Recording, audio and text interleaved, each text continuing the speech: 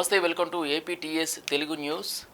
ఇక వివరాలకు వెళ్తే బుగ్గారం మండలం సిరికొండ గ్రామంలో ఇటీవల ప్రమాదవశాత్తు జరిగిన అగ్ని ప్రమాదంలో సుమారు 200కి పైగా ఈత చెట్లు దగ్ధం అవ్వగా ఆ విషయం తెలుసుకున్న ప్రభుత్వం విప్ ఎమ్మెల్యే అడ్లూరి లక్ష్మణ్ కుమార్ గురువారం రోజున దగ్ధమైన ఈత వనాన్ని మండల నాయకులతో కలిసి పరిశీలించారు. అనంతరం జిల్లా కలెక్టర్తో మరియు ఎక్సైజ్ అధికారులతో మాట్లాడారు. ఈ సందర్భంగా వారు మాట్లాడుతూ ఇటీవల ప్రమాదవశాత్తు జరిగిన అగ్ని ప్రమాదంలో సిరికొండ గ్రామంలో సుమారు 200కు పైగా ఈత చెట్లు కాలిపోవడం చాలా బాధాకరమని, దీనిపై ఆధారపడి సుమారు 40 కుటుంబాలు జీవనోపాధి పొందుతున్నారని, ఈ సంఘటన గురించి జిల్లా కలెక్టర్ గారితో అదేవిధంగా ఎక్సైజ్ అధికారులతో మాట్లాడడం జరిగిందని, నష్టపోయిన గౌడ కులస్తులను ప్రభుత్వం తరపున ఆదుకుంటామని ప్రభుత్వం దృష్టికి తీసుకెళ్లి వారికి నష్టపరిహారం అందే విధంగా చర్యలు తీసుకుంటామని, గ్రామానికి సంబంధించిన పలు సమస్యలను కూడా తన దృష్టికి తీసుకురావడం జరిగిందని, వాటిని కూడా ఎన్నికల కోడ్ ముగిసిన అనంతరం పరిష్కరిస్తామని ఈ సందర్భంగా తెలిపారు.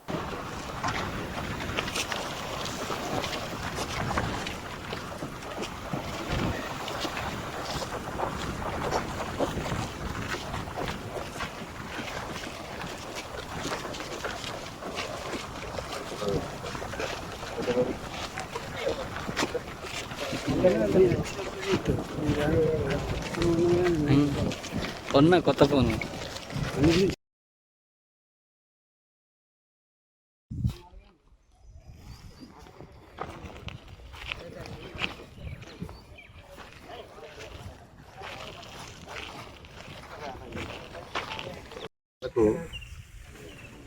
సిరికొండ గ్రామానికి సంబంధించినటువంటి మా గౌడ సోదరుల యొక్క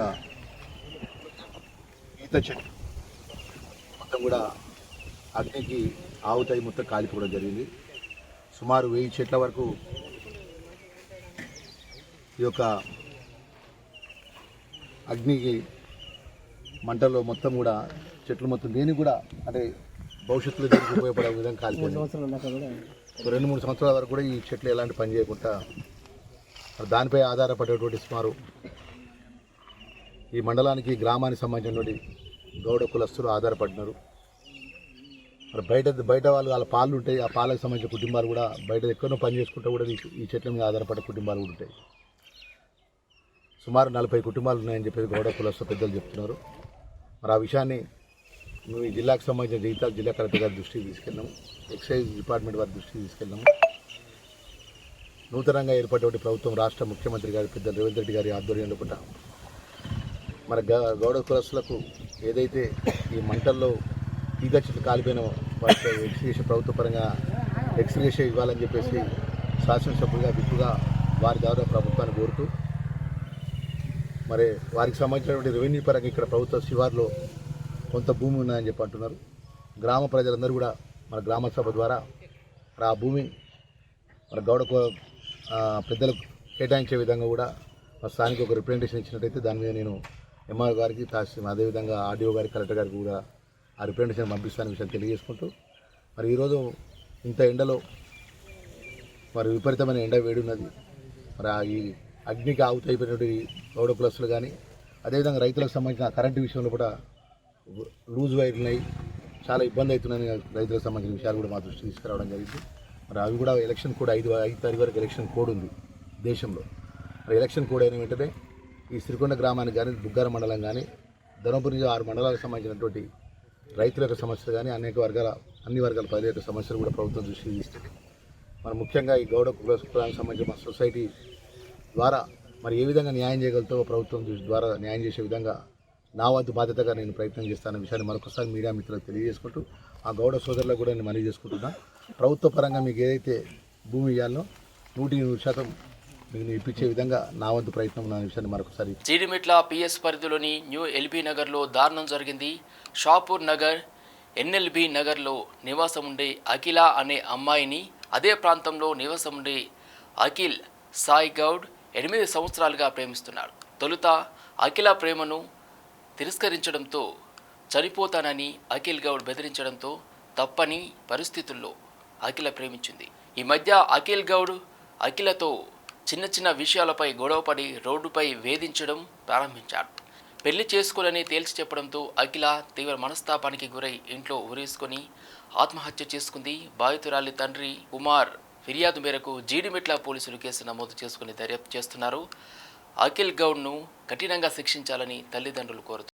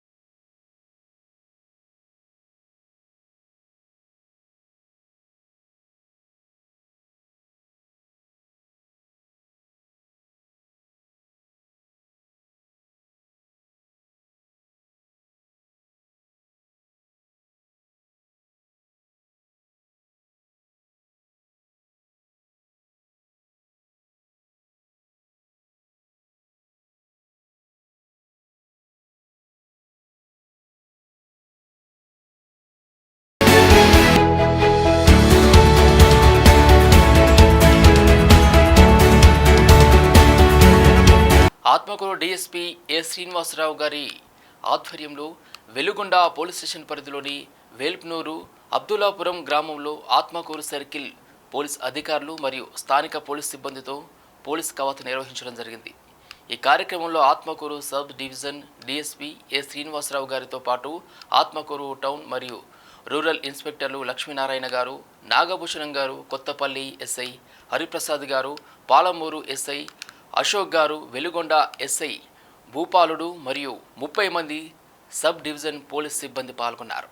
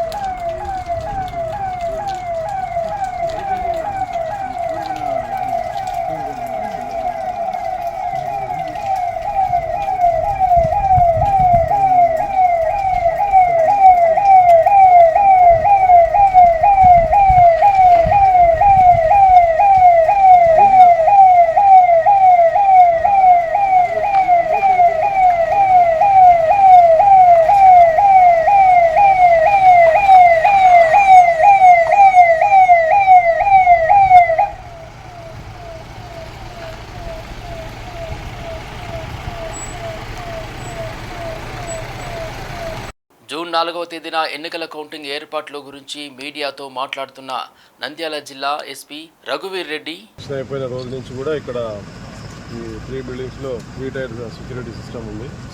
కేరళ స్పెషల్ పోలీస్ ఉన్నారు, తర్వాత మన స్పెషల్ పోలీస్ ఉన్నారు, బయట సర్కిల్లో సివిల్ పోలీసు కంటిన్యూగా ఒక డిఎస్పీ ఇన్ఛార్జ్ ఆధ్వర్యంలో సెక్యూరిటీ అరేంజ్మెంట్స్ అన్ని జరుగుతూ ఉన్నాయి. కౌంటింగ్ రోజు ప్రత్యేకంగా ఏంటంటే ఇటు మన నందికొట్కూరు, నంద్యాల, ఆళ్ళగడ్డ ఇటువైపు నుంచి ఇచ్చే శ్రీశైలం ఇటువైపు నుంచి ఇచ్చే వెహికల్స్ అన్నీ కూడా కేశవరెడ్డి స్కూల్లో పార్కింగ్ వెహికల్స్ ఉంటాయి. కేవలం ఏజెంట్స్ మాత్రమే, ఏజెంట్స్, జనరల్ ఏజెంట్స్, క్యాండిడేట్స్ వీళ్ళని మాత్రమే అలౌ చేయడం జరుగుతుంది. అదర్ పర్సన్స్ ఎవరు కూడా దయచేసి తీసుకురావద్దు. విత్ ప్రాపర్ ఐడెంటిటీ కార్డ్ రావాలి. సో స్టాఫ్కి సంబంధించి ఎదురుగా ఉన్న దాంట్లో కౌంటింగ్ స్టాఫ్ అందరికీ ఇక్కడ మెయిన్ క్యాండిడేట్స్కి ఇక్కడ అలౌ చేయడం జరుగుతుంది.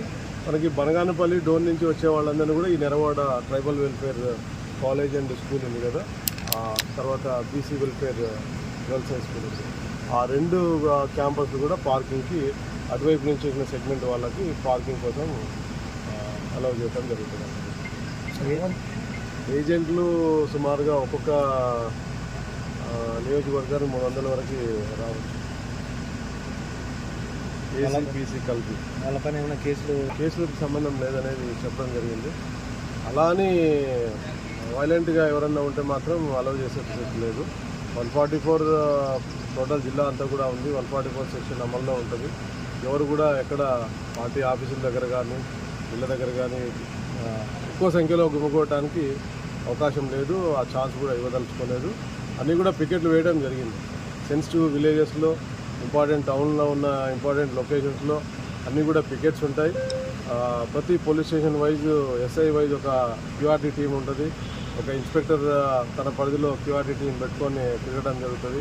అది కాకుండా ఆలగడ్డ, బనగానపల్లి బిఎస్ఎఫ్ కంపెనీ ఉంది. అక్కడ వాళ్ళు కవర్ చేస్తారు. అడిషనల్గా ఒక 4-5 డిఎస్పీని ఇవ్వడం జరిగింది. 10 మంది ఇన్స్పెక్టర్లు కూడా ఇవ్వడం జరిగింది. సో అన్ని రకాల కట్టుదిట్టమైన చర్యలు తీసుకోవడం జరుగుతుంది. అన్నీ కూడా చెక్ పోస్టులు కూడా 22 చెక్ పోస్టులు అరేంజ్ చేయడం జరిగింది. ఇన్ కేసు ఆలగడ్డ నుంచి వైపు వచ్చేవాళ్ళు అక్కడ ఆలగడ్డ దగ్గరే ఫిల్టర్ అయిపోతారు. ఇట్లా బనగానపల్లి డోన్ వచ్చేవాళ్ళు పాణ్యం ముందు ఇక్కడ మన సిమెంట్ నగర్ దగ్గర ఫిల్టర్ అయిపోతారు. అట్లా ఇటు నుంచి రావాలనుకున్నా ఇటు బనగానపల్లి వస్తే అక్కడ మన నందివర్గం దగ్గర ఫిల్టర్ అయిపోతారు. ఎక్కడికక్కడ వాళ్ళు చెక్ పోస్ట్ పెట్టడం జరిగింది. దయచేసి ఎవరు రావద్దు, అందరూ ప్రశాంతంగా ఎవరి ఇళ్ళ దగ్గర వాళ్ళు ఉండండి.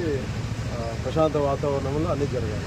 విజయనగరం 1 టౌన్ పిఎస్ పరిధిలో మే 29న కొల్ల బుచ్చయ్య చౌదరి అనే వ్యక్తి పట్టణంలోని చల్లపేట గ్రామం వద్ద నుండి నడుచుకుంటూ వెళ్తుండగా ఒక ఆటో డ్రైవర్ అతన్ని ఆటోలో ఎక్కించుకొని ఒక నిర్మానుష్య ప్రాంతానికి తీసుకువెళ్ళి తర్వాత అతని చేతికి ఉన్న ఉంగరం, జేబులో గల 1500 రూపాయల నగదును బలవంతంగా తీసుకుని వెళ్ళిపోయినట్లుగా ఈరోజు మే 29న ఫిర్యాదు చేయగా కేసు నమోదు చేసి దర్యాప్తు ప్రారంభించారు. ఈరోజు దర్యాప్తు ప్రారంభించిన క్రైమ్ ఎస్ఐ తారకేశ్వరరావు మరియు 1 టౌన్ క్రైమ్ పోలీసులు ఆటో నంబర్ ఆధారంగా నేరంకు పాల్పడిన వాడిని పాత నేరస్తుడు అయిన గజపతి నగరం మండలం మధుపాడ గ్రామానికి చెందిన దడ్డి రవి అనే ఆటో డ్రైవర్గా గుర్తించారు. అందరికీ నమస్కారం. నిన్న 10:30 గంటలప్పుడు చిల్లపేట జంక్షన్ దగ్గర ఈ కోళ్ళ బుచ్చయ్య చౌదరి అని ఆయన కొంచెం ఏజ్డ్, అది కొంచెం అతనికి ఇయరింగ్ ప్రాబ్లం కూడా ఉంది. దాంతోపాటు ఈ హ్యాండ్ స్టిక్ సపోర్ట్ తోటి వెళ్తూ ఉంటాడు. అతన్ని ఆటో ఎక్కించుకొని ఎవరు లేని అటువైపు కొంచెం జనాలు లేని చోట చిల్లపేట జంక్షన్ వైపు తీసుకెళ్ళి ఒక ఆటో డ్రైవర్ నిన్న 10:30 అప్పుడు అతని దగ్గర ఉన్న చేతికున్న ఈ ఉంగరాన్ని, తర్వాత అతని పర్సులో ఉన్నటువంటి 1500 రూపాయలని తీసుకొని అతన్ని అక్కడ వదిలేసి వెళ్ళిపోయాడని చెప్పి కంప్లైంట్ చేశారు. అతని ఇవాళ అతనికి కొంచెం మాట కూడా కొంచెం గొంతు ప్రాబ్లం కూడా ఉంది, మాట సరిగ్గా రాదు. వాళ్ళ ఇంట్లో వాళ్ళకి చెప్పారు. వాళ్ళు అది అర్థం చేసుకొని విషయం తెలుసుకొని అది నిజం అబద్ధం వాళ్ళు ఎంక్వైరీ చేసుకొని ఆ ఏరియాలో వాళ్ళు ఎక్కడ అతన్ని దింపారో అతన్ని తీసుకొని అన్నీ చేసుకొని ఇవాళ మనకు కంప్లైంట్ ఇచ్చారు మార్నింగ్ వచ్చి. సో మనం కేసు రిజిస్టర్ చేసాం. రిజిస్టర్ చేసిన తర్వాత ఎంక్వైరీస్లో ఆటో మీద ఒక అతను వచ్చాడనేది చెప్పింది. దీని మీద ఆ ఆటో నెంబర్ని మనకి ఇన్ఫర్మేషన్ వచ్చింది. ఆ ఆటో ఎవరు ఎటువైపు వెళ్ళారనేది ఎంక్వైరీ చేసుకొని ఇన్ఫర్మేషన్ పెట్టి ఈరోజు మనం 1:30కే ఆయన్ని కలెక్టర్ ఆఫీస్ జంక్షన్ దగ్గరలో అతను వస్తున్నాడు. ఈ ఉంగరం అతనితోటే ఉంది. ఇది పట్టుకొని బహుశా ఇది డిస్పోజ్ చేయడానికి వస్తున్నట్టున్నాడు. ఇతను కూడా పాత నేరస్తుడే. అతని పేరు Tadi Ravi, son of late Satyarao, Maddi వీధి, మధుపాడ, గజపతి నగరం మండలం. సో ఇతను ఇంతకుముందు కూడా 1 టౌన్ పోలీస్ స్టేషన్లోనే ఒక ఏజ్డ్ బాగా వృద్ధురాలి దగ్గర కూడా ఇలాగే చేశాడు ఇంతకు ముందు ఒకసారి. అతనికి ఆ తర్వాత యాక్సిడెంట్ అయింది, యాక్టివ్గా లేడు. మళ్ళీ ఇప్పుడు నిన్న ఈ అఫెన్స్ చేశాడు. ఇతన్ని అరెస్ట్ చేసి రిమాండ్కి పంపిస్తున్నాం. ఈ కేసు వాళ్ళు చెప్పిన వెంటనే రెస్పాండ్ అయ్యి ఇమీడియట్గా కేసు నమోదు చేయడమే కాకుండా వెంటనే గంటల వ్యవధిలోనే మా క్రైమ్ ఎస్ఐ తారకేశ్వరరావు గారు, వారి సిబ్బంది శంకరు, శివ, తర్వాత అచ్చిరాజు, గౌరీశంకర్ వీళ్ళందరూ కలిసి ముద్దాయిని పట్టుకోవడం, అతని దగ్గర ఈ ఉంగరాన్ని రికవర్ చేయడం జరిగింది. అతన్ని అరెస్ట్ చేసి రిమాండ్కి పంపిస్తున్నాం. ఆటోను కూడా సీజ్ చేయడం జరిగింది. విశాఖపట్నం భారతీయ జనతా పార్టీ కార్యాలయంలో మీడియా సమావేశం నిర్వహించారు. సమావేశంలో ఏపీ బీజేపీ ముఖ్య అధికారి ప్రతినిధి లంకా దివాకర్, మీడియా సమావేశంలో బీజేపీ మీడియా ప్యానలిస్ట్ మహేష్ పాల్గొన్నారు. లంకా దివాకర్ మాట్లాడుతూ గడిచిన 5 సంవత్సరాల్లో రాష్ట్రంలో భూ దోపిడీ 2 రకాలుగా జరిగింది. 1 ప్రాజెక్టుల పేరుతో దోపిడీ మరియు 2 వైకాపా నాయకుల ప్రోద్బలంతో భూ కబ్జాలు బెదిరించి తక్కువ ధరలకు లాగేసుకోవడం, డి పట్టా భూములు సొంతం చేసుకోవడం మరియు అక్రమ డెవలప్మెంట్ అగ్రిమెంట్లు ద్వారా దోపిడీ జరిగింది. సింహాచలం దేవాలయం భూములు చాలా వరకు వైకాపా నాయకులకు అన్యాక్రాంతం అయ్యాయని ఆరోపిస్తున్నారు. వచ్చినటువంటి ఈ పరిస్థితి ఇదే కంపెనీకి రాయలసీమ ప్రాంతంలో వేలాది ఎకరాలు విండ్ సోలార్ హైబ్రిడ్ పవర్ ప్రాజెక్టుల కోసం కట్టబెట్టడానికి అతి తీవ్ర ప్రయత్నం జరిగింది. ఆ ప్రాసెస్ కూడా కొనసాగుతూ ఉంది. ఇవాళ ఆ ప్రాసెస్లో ఈ భూములు వాళ్ళకి అప్పజెప్పే ప్రయత్నం జరుగుతుంది. ఇప్పటికే ఇండోసోల్కి సంబంధించి, షిర్డీ సాయికి సంబంధించి కర్నూలు, అనంతపూర్, కడప ఈ జిల్లాల్లో దాదాపు 32,000 ఎకరాల భూమిని, ఏదైతే 2.5 లక్షల ఎకరాలు మొత్తం ఒక ఇండోసోల్కి, ఈ కంపెనీలన్నిటికీ 4 లక్షల ఎకరాలు భూ సంతర్పణ జరిగే దానిలో ప్రక్రియ ప్రారంభం చేసి 32,000 ఎకరాల పైచీలుకు భూమిని ఈ 3 జిల్లాల్లో ఇప్పటికే వారికి దారాదత్తం చేశారు. నామమాత్రపు ధరకి 5 లక్షల రూపాయలు. అదే లీజ్ బేస్ అయితే 31,000 అన్నారు. అవుట్ రేట్ సేల్కి తీసుకునేటటువంటి పరిస్థితి. అవుట్ రేట్ సేల్కి 5 లక్షల రూపాయలకి ఆ కంపెనీలు కట్టబెడితే, ఆ కంపెనీలు గతంలో కూడా మీకు ఇంటర్నల్ డాక్యుమెంట్స్ వాళ్ళ లెటర్ల రూపంలో 5 లక్షలు కాదు 3 లక్షల రూపాయలకి ఆ భూములు మాకు అప్పచెప్పండి అని ప్రభుత్వాన్ని అభ్యర్థించినటువంటి అంశం. దాన్ని కూడా వెలుగులోకి తీసుకొచ్చాం ఇంతకుముందు. ఇవాళ ఏ మాత్రం ఏమనో మాటగా ఉన్న 5-3 అయ్యేటటువంటి పరిస్థితి కూడా ఉంది. జగన్మోహన్ రెడ్డి గారు ఆ ప్రయత్నంలో ఆ దస్తాల్ని కదిలించేటటువంటి పరిస్థితి. కేవలం ఇండోసోల్ అనేటటువంటి సంస్థ ఏదైతే ప్యానల్స్ తయారు చేసేటటువంటిది, సోలార్ ప్యానల్స్ తయారు చేసేటటువంటి ఉత్పత్తి తయారీ సంస్థను ఏర్పాటు చేస్తున్నాము. క్యాప్టివ్ కన్జంప్షన్ అంటే ఆ సంస్థ సొంత అవసరాలకి వినియోగించుకోవడానికి దాదాపు 7,500 మెగావాట్లు విండ్ సోలార్ పవర్ కావాలని చెప్పి, దానికే 2.5 లక్షల ఎకరాల భూమి కావాలనేటటువంటి అడుగులు ముందుకేయటం, దానిలోనే ఇప్పుడు చెప్పిన 32,000-35,000 ఎకరాల వరకు దారాదత్తం చేయటం జరిగినటువంటి పరిస్థితి. ఈ రంగంలో ఈ విండ్ అండ్ సోలార్ రంగంలో ఏమాత్రం అనుభవం లేనటువంటి సంస్థలు, పెట్టుబడి సామర్థ్యం లేనటువంటి సంస్థలు ఇంత పెద్ద ఎత్తున ప్రాజెక్టులు కేటాయించడం వెనకాల అనేక అనుమానాలు వ్యక్తమవుతున్నాయి. ఆ అనుమానాలన్నీ కూడా గతంలో వ్యక్తపరిచినాయి, ఇవాళ వాస్తవం అవుతా ఒకటొకటి మన కళ్ళ ముందు కనబడుతున్నాయి. ఒక్కసారి ఎంఓయూలు, ఈ సంస్థలకి సంబంధించిన ఎంఓయూలు, జీవోలు, భూములు వాళ్ళకి సంతర్పణ చేసినటువంటి పత్రాలు ఏవైతే ఉన్నాయో వాటన్నింటినీ కూడా పరిశీలించి ఆడిట్ చేస్తే నిర్గంతపోయేటటువంటి వాస్తవాలు బహిర్గతం అవుతాయి. అదేవిధంగా ఈ సంస్థలకి పెట్టుబడులు ఏ విధంగా వచ్చినాయి, ఈ భూములకి సంబంధించి కానీ, ముందు ఈ సంస్థ దాదాపు 1,00,000 రూపాయలు పెయిడప్ క్యాపిటల్తో ప్రారంభమైన సంస్థ, వాళ్ళ సిస్టర్ కన్సర్న్గా ఉన్నటువంటి షిర్డీ సాయి ఎలక్ట్రికల్స్ 500 కోట్ల మించి టర్నోవర్ లేనటువంటి సంస్థ, 500 నుంచి 1000 కోట్లు టర్నోవర్ అఫీషియల్గా వాళ్ళు డిక్లేర్ చేసింది 2021-22 సంవత్సరంలో. ఆ సంస్థ ఇంత పెద్ద పెట్టుబడులు ఇంత ఎక్కడి నుంచి వస్తున్నాయంటే దీనికి మూలం ఎక్కడి నుంచి అంటే మద్యం మాఫియా నుంచి వచ్చినటువంటి వనరులు, ఇసుక మాఫియా నుంచి వచ్చిన వనరులు, దోచేసినటువంటి ఈ భూములు ఏవైతే ఉన్నాయో వాటిని బదలాయించి సొమ్ము చేసుకున్నటువంటి నిధులు ఇవాళ వీటికి పెట్టుబడిగా పెట్టడం జరిగింది. తేదీ 27/5/2024 సుమారు 11:45 Shri Fazil Hussain forest beat officer Sone check పోస్ట్లో తన విధులు నిర్వహిస్తున్న సమయంలో బైన్సా నుండి ఆంధ్రప్రదేశ్నకు అడవి పందులు అక్రమ రవాణాకు సంబంధించిన విశ్వసనీయ సమాచారం మేరకు వెంటనే అప్రమత్తమై వాహనాలను తనిఖీ చేస్తూ ఉండగా ఏపీ 39 UB 8419 నెంబర్ గల ఒక బొలెరో పికప్ వాహనం అనుమానాస్పదంగా కనిపించింది. వాహనాన్ని ఆపి వాహనంలో తనిఖీ చేయగా వాహనంలో అడవి పందులు 10 కనిపించాయి. అందులో 6 చనిపోయాయని, మిగిలిన 4 సజీవంగా ఉన్నట్లుగా ఆయన గమనించారు. వాహనంలో ఉన్న 2 వ్యక్తులను విచారించగా పశ్చిమ గోదావరి, ఆంధ్రప్రదేశ్కు చెందిన వారుగా తెలిసింది. తదుపరి విచారణ జరిపి వీరిపై వన్యప్రాణి సంరక్షణ చట్టం 1972, వన్యప్రాణి సంరక్షణ సవరణ చట్టం 2022 కింద కేసు నమోదు చేసి నిందితులను 28/5/2024 అరెస్ట్ చేసి ఫస్ట్ క్లాస్ జ్యుడిషియల్ మెజిస్ట్రేట్ ముందర ప్రవేశపెట్టి 14 రోజుల పాటు జ్యుడిషియల్ కస్టడీకి పంపించడమైంది.